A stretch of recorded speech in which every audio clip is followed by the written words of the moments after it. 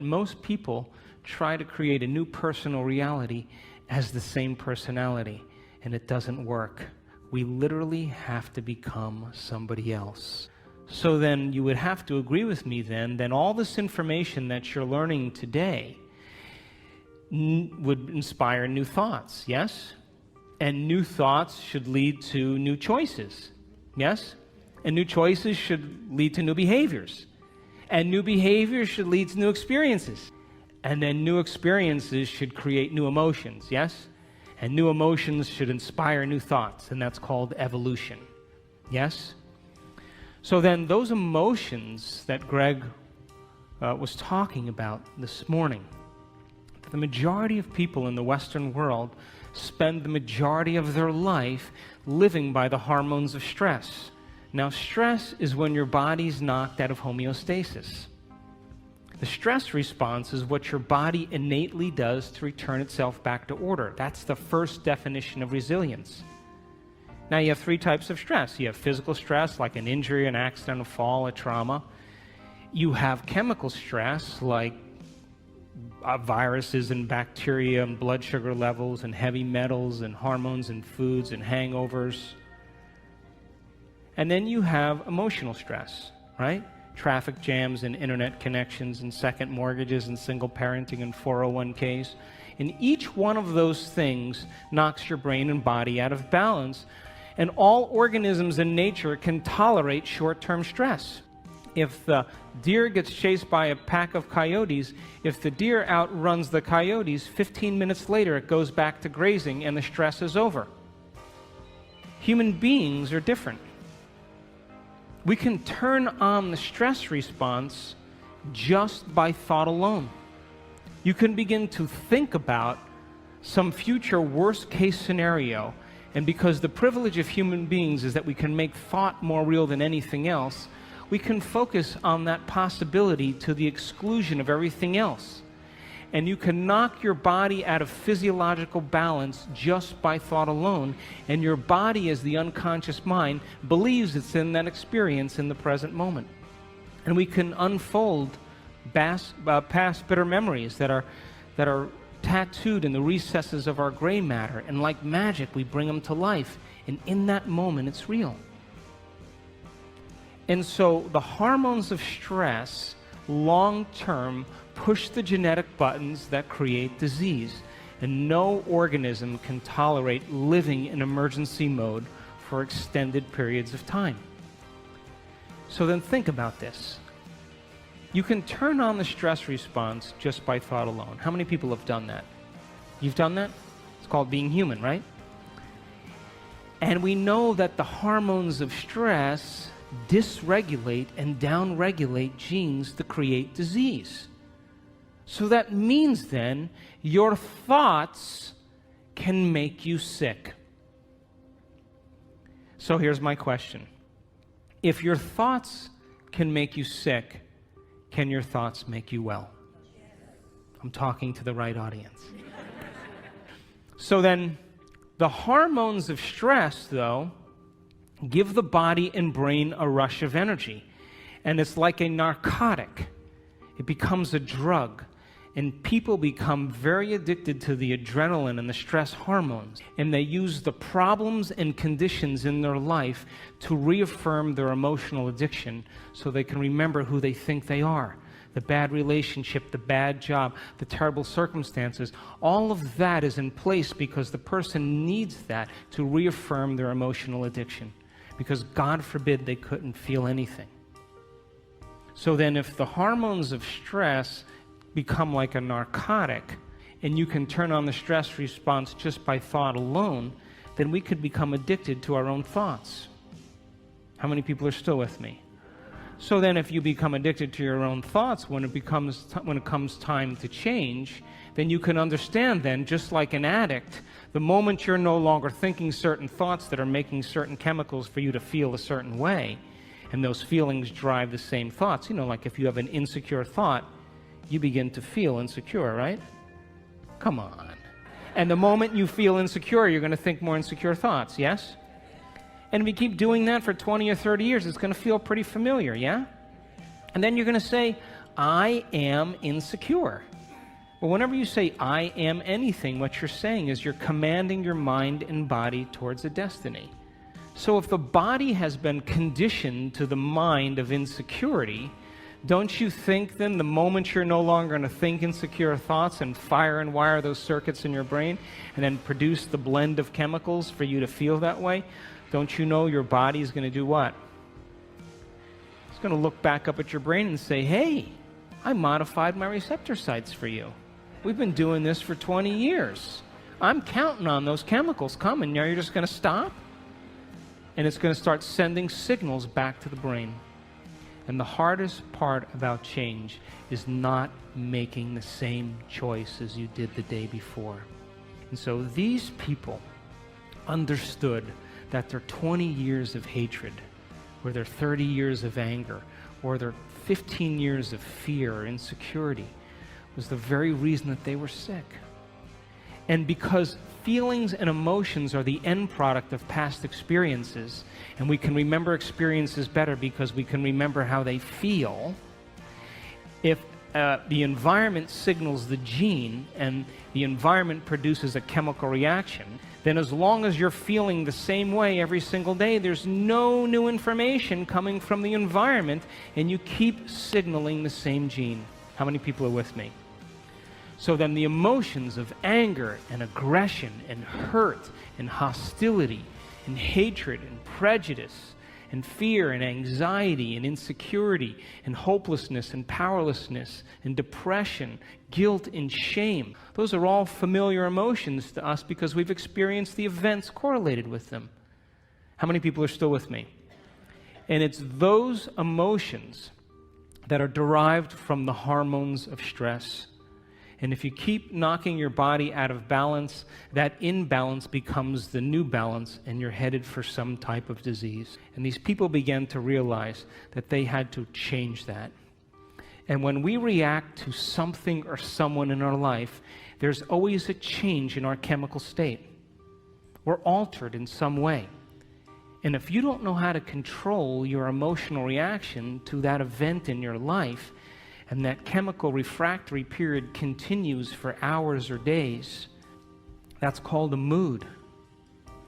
What's wrong with you? I'm in a mood. Oh, really? Why? Thought you'd never ask.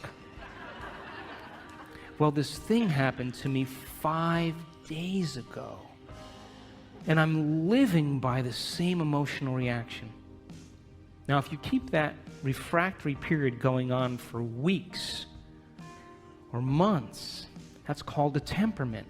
Why is he so angry? I don't know. Why are you so angry? Well, this experience happened to me 9 months ago, and I'm living by the same emotional reaction. One long refractory period. And if you keep it going on for years on end, that's called a personality trait. And most people wear their emotions layer by layer, and they believe that's who they are.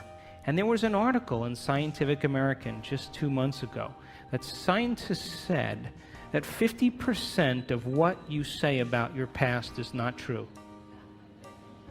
Because you're not the same person. You make up stuff. And so then, if feelings and emotions are the end product of past experiences, now stay with me. Did Greg say we need to think differently? Yes?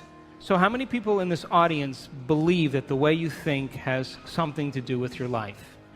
You do, yes? Okay, so feelings and emotions are the end product of past experiences, yes? You can remember experiences better because you can remember how they feel, yes? So then, if you can't think greater than how you feel, or feelings have become the means of thinking, are you thinking in the future or are you thinking in the past? And as long as you're thinking in the past, what are you creating more of? Quantum model of reality still applies. And so, if you're feeling the same way every single day, then according to our biological model, it means nothing new is happening in your life. Is that right? Because how many potentials exist in the quantum field? How many? So with every new experience, there should be a pretty good emotion, right? You should feel overjoyed or in awe and wonder. or excited or inspired or in gratitude or appreciation, an elevated emotion. But living by those same familiar emotions means nothing new is happening in your life, and the body as the unconscious mind, as long as we're living in the same familiar feelings, is believing it's in the same past experience 24 hours a day, 7 days a week, 365 days a year. And if the body's become the mind of that emotion, then the body literally is living in the past. And we can't create a new future holding on to the emotions of the past. So these people began to realize that no one or nothing was worth it, and that the hormones of stress endorse the ego for us to become selfish. Because when an animal is threatened by something in its external environment, the job of the organism in emergency and survival is to take care of the self. And we identify the self as a body in the environment and in time. When the zebra is being chased by the lion, she's only concerned about three things. Her body, like I better take care of this, so I better put my attention on it. The environment, where am I going to go? And how much time do I have to get there? And when you and I live by the cocktail of those stress hormones, we obsess about our bodies, our hairstyle, our face, our weight, our problems, things in our environment, things we have, things we don't have, and we obsess about time. But that's not who you are. Because as long as you're living by the hormones of stress, you're living as a materialist. Because the hormones of stress cause us to believe that the outer world is more real than the inner world. And those hormones absolutely make us feel separate from possibility. Why? Because when you're being chased by a lion, it's not time to create. It's not time to trust. It's not time to learn. It's time for emergency. So the majority of people in the Western world spend the majority of their time preparing themselves for the worst case scenario and protecting themselves from it. They're basically trying to predict the future from the past. And when we get it right, you know what we say, right? You need to hang out with me. See how smart I am? But what happens when it doesn't happen? That's called anxiety. It's called neurosis. It's called insomnia. And so when we live by the hormones of stress and we're defining reality by our senses, we become materialists because we feel separate from possibility, and all of our attention goes on our bodies, the environment, and time. Another way to say that is, from a quantum perspective, the atom is 99.9999% energy and information, and we're putting all of our attention on the particle, and we're missing out on possibility. And so these people had to hit a point of crisis where they finally started taking their attention off their outer world and started to ask themselves some bigger questions. Who am I? What is a greater expression of myself? What would I have to change to be happy? Who in history do I admire that I want to be like? And they began to contemplate and speculate and rehearse who they were going to be if they got better. And the mere process of thinking about who they were going to be began to change their brain. And when you marry a clear intention is a thoughtful process, with an elevated emotion, that's a heartfelt process, you move into a new state of being.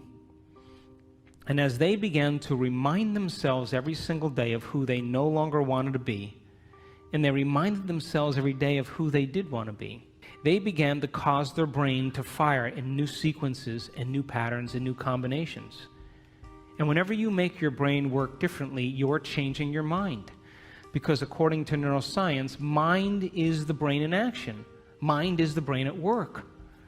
So they reminded themselves every day of who they wanted to be, and they began to fire and wire new circuits in their brain that became the very platform of the foundation of who they would become. But here's the point. They said, I'm not getting up from this meditation until I feel like that person. Now, The privilege of being a human being is that we can make thought more real than anything else. And when the thought in their mind became the experience, their heart began to open, and their body, as the unconscious mind, began to believe it was in that new future, in the present moment, and they were literally signaling new genes in new ways ahead of the environment. And as they began to fall in love with themselves and gave thanks before it was made manifest, the emotional signature of gratitude means the event has already happened. And so now they were giving their body a taste or a sampling of the future in the present moment. And every day they did it over and over again. And they were unmemorizing emotions that kept them connected to the old self. And they were reconditioning the body to a new mind and to a new emotion. And that heart of theirs began to open. And they went from selfish to selfless. And they moved from a state of survival to a state of creation. And when they were no longer thinking and feeling in the same way, they moved into the fourth quality. They had long moments where they lost track of time and space. What they were doing in their inner world became so real to them that when they opened their eyes, they thought it would be 20 minutes later, and it was an hour and 20 minutes later. And when they did that, that magnificent forebrain, the crowning achievement of the human being, the frontal lobe, the creative center, it has connections to all other parts of your brain. And when you're asking open-ended questions like, what would it be like? How would it have to be? The frontal lobe, like a great symphony leader, looks out of the landscape of the entire brain and begins to select different networks of neurons and seamlessly pieces them together to create a new mind. And the moment the brain begins to fire in tandem, the frontal lobe creates a picture. And that picture is called an intention. And when you can make that picture more real than anything else, and you begin to feel inspired by it, your body's no longer living in the past. Now it's living in the future. And every day, as they no longer fired and wired the same circuits in their brain and emotionally signaled the same genes in the same way, they were moving into stasis. And then they began to reverse the process.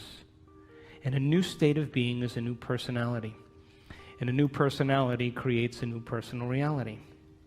So, after I wrote Evolve Your Brain, and after What the Bleep, you know the most common question people asked when I was traveling around the world? How do you do it? How do you do this stuff? Why is it so hard to change? I mean, what do you do? And so we started teaching workshops around the world. And we were doing introductory levels. And we were using science and brainwave technology and breaking it down, the heart coherence, so people could understand how powerful they really were. And so we started teaching these workshops after What the Bleep, and for the first year and about 3 or 4 months, guess what happened? Nothing. I don't know if if it was me or just whatever it was, but there wasn't a lot happening. And then after about 1.5 years or so, we started getting these emails. You know, people coming to the events, and the first line of every email was always the same. You're not going to believe this. My 20 years of hatred towards my father, you know, I just decided I didn't want to hate any longer, and my acid reflux went away. What do you know? Did I signal a new gene in a new way? And people started to correlate what they were doing. They were actually practicing it consistently, not as something that they had to do, but something that they wanted to do, because they believed it was possible. And if you knew that you were a creator of reality, that your thoughts have something to do with your destiny, if you knew that on a gut level, would you ever miss a day? Never miss a day. And would you ever let a thought slip by your awareness that you didn't want to experience? And so when we started seeing the feedback started to come in, people started saying, hey, I'm feeling better, things are starting to happen in my life. That was, for me, the most important point in my career, because I knew on some level that we were making a difference in people's lives. And so people around the world started sending in these wonderful emails, and I just was doing these level 1 intensive workshops, and then after I'd finish the workshop, people would say, can we do another one? I'd be like, okay, we'll do another one. So we did like these level 2s, and then after level 2, someone said, can you do a level 3? And I said, okay, we'll do a level 3. Then after level 3, someone said, can you do another one? I said, I don't think I know anything else. But we kept doing them. I kept learning, and we were in Seattle a couple years ago, and we did a progressive workshop. And there was a lady with MS whose wheelchair, her motorized wheelchair, broke down. And she came anyway.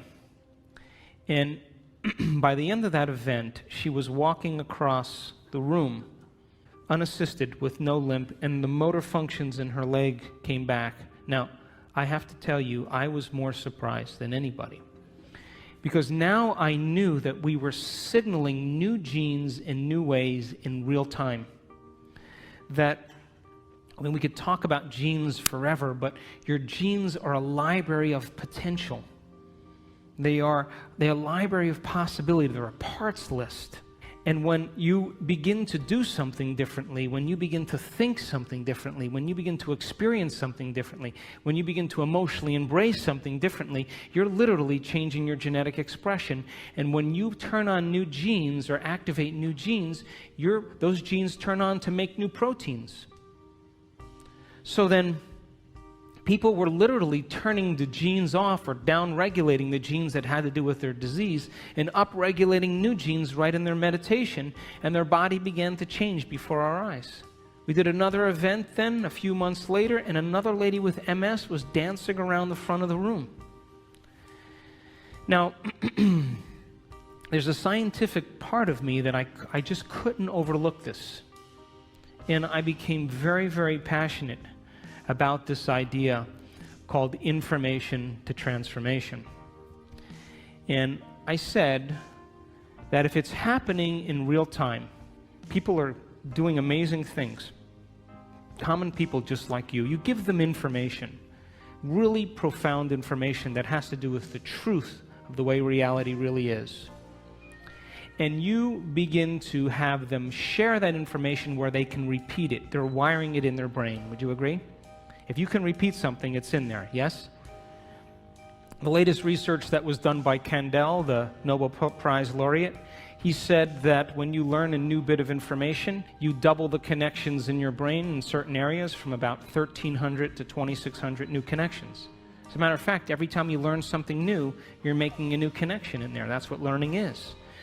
So he saw that you increase the number of connections in your brain just by learning a few bits of information, but if you don't revisit that information and review it, those connections prune apart within hours, within days.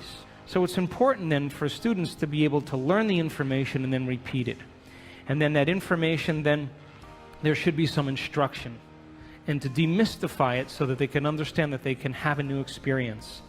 And that new experience should produce some type of transformation. And if it's happening in real time, we should measure that transformation in our seminars. And if we can measure that transformation and begin to interpret it, synthesize it, all of that information then that we've measured is more information to teach transformation better.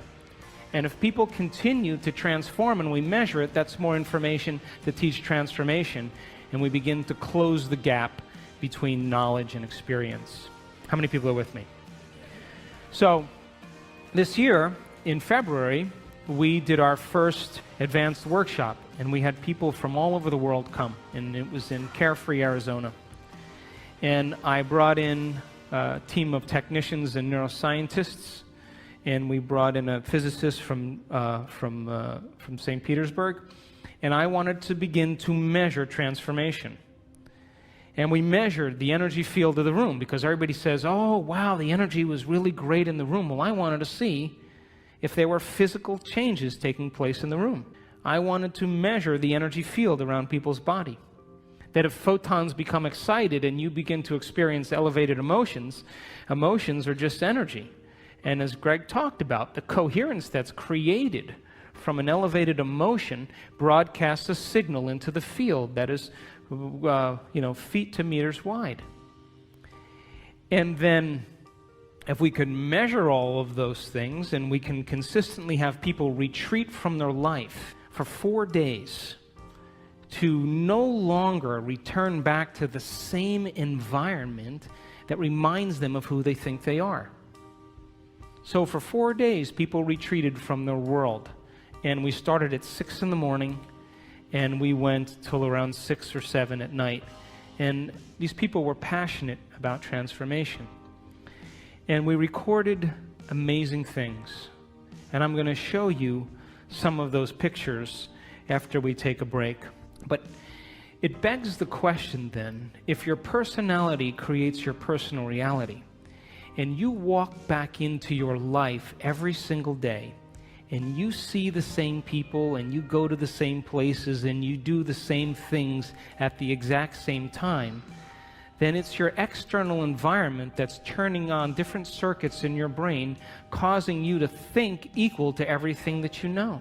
And as long as your same environment reminds you of who you are, and you're thinking equal to your environment, then your personal reality is creating your personality. And there's a dance between the biology in your inner world and the experience in your outer world, and that tango is called karma. So then to change then is to be greater than your environment, to be greater than the conditions in your world, to be greater than the circumstances in your life. And every great person in history knew this, whether it was William Wallace or Mahatma Gandhi or Joan of Arc or Martin Luther King, the Wright brothers, to have a vision, an idea, a dream, and to begin to no longer keep doing the same things, as Greg said, because all of the adversity in our life is to initiate us into greatness.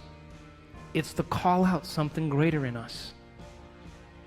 And so these people retreated from their life for 4 days, and they took away the constant stimulation that reminded them of who they were long enough to change their brain and body to be ahead of their environment. And so we measured some amazing things in these people. We saw people with chronic diseases all of a sudden have normal bodies again. We've had people in our work that were diagnosed with rare genetic disorders. My thinking was, if I knew the things from the people that had spontaneous remissions that I studied, what those commonalities were, we should be able to reproduce them, right? So that's why we developed the model of transformation in our workshops. I just did what people already knew how to do and just used the science to explain it. But we had to get people to reproduce it, because anything that's repeatable is a scientific law, or verges on a scientific law. So I wanted to see if we kept doing it, if we were able to produce some type of consistent change. And we started to see some pretty amazing things take place. We did a second event in July of this year, and we partnered with HeartMath Institute, and people wore the monitors for 24 hours, and we were measuring heart coherence with brain coherence. And I'll show you some pictures of some amazing people that sustained heart coherence for hours. It became a skill. As Greg said, once you know how to do it, you know how to do it. So when we live by the hormones of stress and all of the energy goes to these hormonal centers and away from the heart, of course the heart is going to be the first organ that's starved of energy. And when we live by the hormones of stress, we will always try to force the outcome. We'll always try to push and make it happen, because we are matter trying to change matter. And one of the things I learned in studying people that did amazing things in these workshops is I watched a lady for a whole hour. I watched her brain on the scan, and her brain was working so hard. And as I watched it over and over again, watched it over and over again, watched it over and over again, the more she tried to change, the worse her brain got. And I went up to her afterwards and I said, how was that for you? And she said, I had the worst meditation of my life. And something clicked in me in that moment, and I knew that most of us, we try to use our brain to change our brain. We try to use the ego to change the ego. We try to use the program to change the program, and it only endorses it. And in that moment, something clicked, and I knew that they had to become pure consciousness, that they had to get beyond their body, get beyond their environment, and get beyond time. Because when you become pure consciousness, and we have all the biological and neurological machinery to do this, by the way, you come preloaded with everything you need. You don't need anything else. That when you forget about yourself, when you become nobody, no one, no thing, nowhere, no time, and you become pure consciousness, a thought impossibility, the moment you are consciousness, now you have dominion over your body. Now you can change something in your environment, and now you can create some future time. And the moment we saw people become pure consciousness, and we will talk about that after the break, the brain naturally gets organized. The hormones of stress, when we are under the gun of the fight or flight nervous system, the brain and the heart move out of rhythm. It's like a group of people playing the drums all at the same time with no rhythm. It's noise. And that's what happens to the neural network in the heart and the neural networks in the brain. And they actually, if you saw the brain on a functional scan, it begins to compartmentalize. Different compartments of the brain are no longer communicating with each other because different communities are saying, hey, it's not a time to communicate now. There's a tiger on our back here. We got to run. And so the long-term effects of stress causes the brain to move into what's called high beta brainwave patterns, like driving your sports car in first gear. And different compartments of the brain no longer communicate with each other. And if you were to measure that on a brain scan, it's very erratic patterns. The moment you become pure consciousness, you forget about yourself. That's my definition of creation. The moment that happens, the brain goes, thank God he's out of the way. Now I can get organized again. The operator is finally gone for a few minutes. And we started in that event, in that February event, teaching people how to become pure consciousness. And when that happened, we saw their hearts get highly coherent. We saw their brains get highly coherent. And it's kind of an irony. If you want to change something about your body, you got to forget about your body. You want to change something, problem in your life, you got to forget about your life. You want to create some future time, you have to forget about time. And you have to become no face, no gender, no profession. You have to become pure consciousness.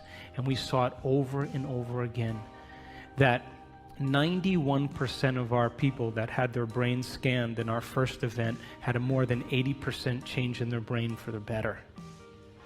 And there was no drugs, there was no, therapies. They just went through the process of observing their thoughts and becoming conscious of their unconscious thoughts because they're no longer being distracted by their environment.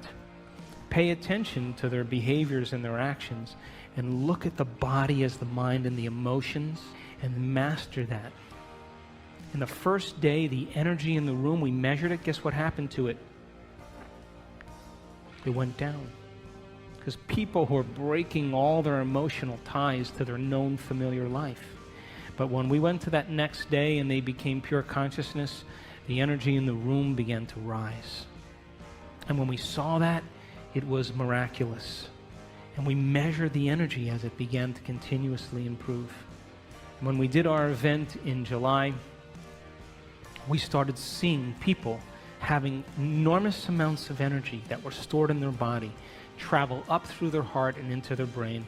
And we captured people with a full-on Kundalini experience, full-on ecstasy in their brain. And they were common people just like you. And boy, I tell you what, after that experience, they could care less about their checking account. They could care less about their problems. And we saw one lady move into such a state of ecstasy. We were watching her on the camera, on the screen like this. And all of a sudden, we saw her brain get very organized. The front of the brain talking to the back of the brain, the back with the front, side to side. strong level of coherence, and all of a sudden, she went into this high consciousness state called gamma brainwaves. And gamma brainwaves is super consciousness. And I looked at that screen, and I looked at the neuroscientist, and I looked at him again, and I said, I think she's in ecstasy. And we turned around, and she had tears running down her face. She was so connected to something greater. She didn't want the experience to end. I'm going to show you pictures of her brain. She wanted the moment to elongate. She felt so connected, and all of a sudden, when that posterior pituitary turned on and released all that oxytocin into her brain, guess what it did to the amygdala, where all the stress circuits are?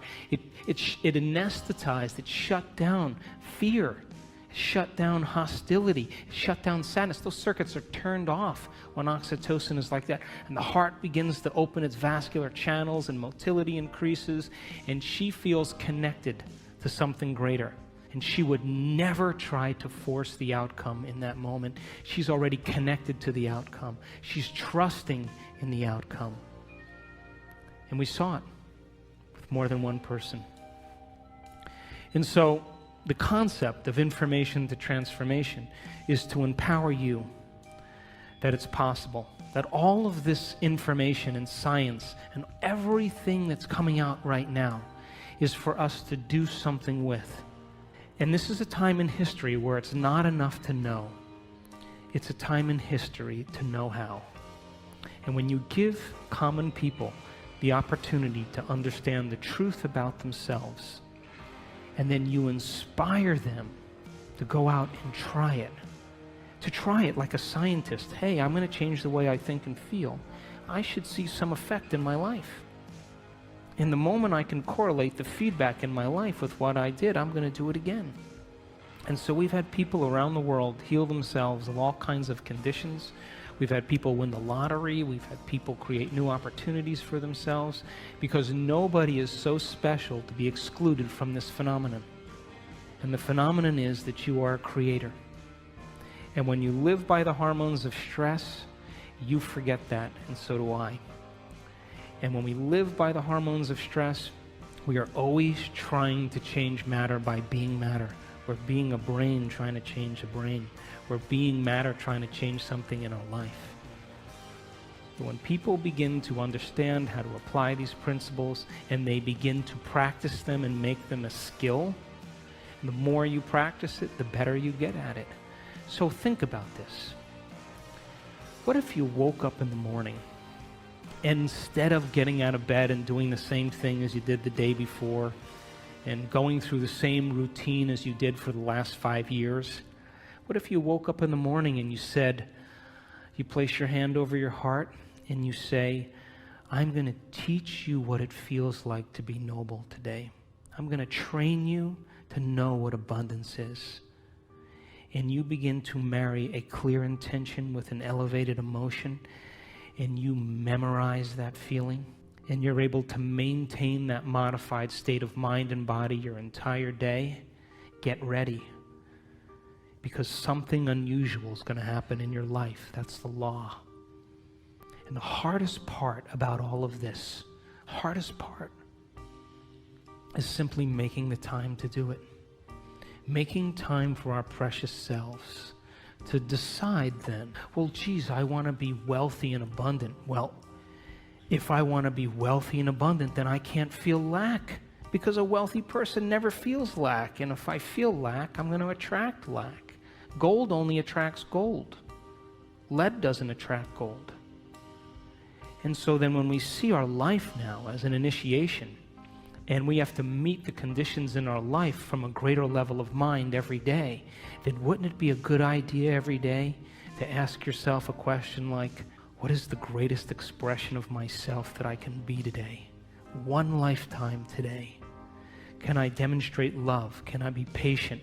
Can I be filled with energy and enthusiasm? Can I give? Who in history do I admire that I want to be like? And you begin to rehearse a new way of being and begin to install the neurological hardware in your brain so you have the circuits in place that when you open your eyes, you're somebody else, and you get that heart-centered emotion going. You move out of these survival centers, and the moment you open your heart, it's a fact. The Heart Math Institute did the research. Take a clear intention and marry it with an elevated emotion, and you change matter. You alter DNA at a distance, because the thoughts you think are like the electrical charge in the quantum field, and the feelings that you emote are like the magnetic charge. And how you think and how you feel broadcasts an electromagnetic signature that influences every single atom in your life. So what are you broadcasting every day? So if you were able to practice it and change your brain and body ahead of the environment every day, then your friends would go, "You look different. Did you change your hairstyle?" "No." "Really? You shave your mustache?" "No, never had a mustache." "Really? Did you lose weight?" "No." "No." "Whoa, wow, something's different about you." Because they're sensing a change in energy. And when you change your energy, you change your life. How many people are with me? So, great time to be alive, would you agree? We signed up for this. But listen, you can't stand up and in the name of spirituality say, "Hey, let's all live in gratitude," and get in your car and be like, "Hey, get out of the way," cut people off. What's that? That's like, eating a delicious, vegetarian organic breakfast and then spending the rest of your day eating junk food. That you have to lay down we have to lay down the very thing we used our whole life to get what we want for something greater to happen. And it means that all of the conditions in our outer world somehow reflect some aspect of us.